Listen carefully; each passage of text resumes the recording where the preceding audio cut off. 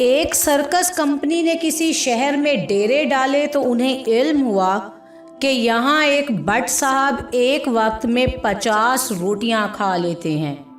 उन्होंने राब्ता किया और भट्ट साहब को अपनी सर्कस में परफॉर्म करने के लिए आमादा कर लिया।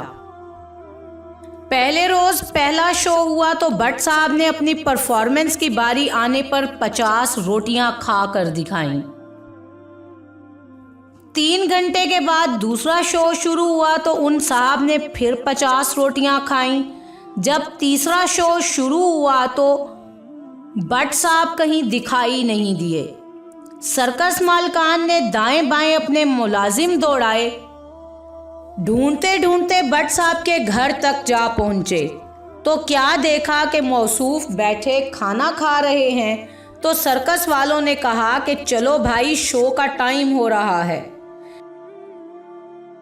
भट्ट साहब मुंह चिढ़ा कर बोले, मैं हुण शो ही करदा रवां, रोटी ना खावां। मतलब मैं अब शो ही करता रहूं, रोटी ना खाऊं।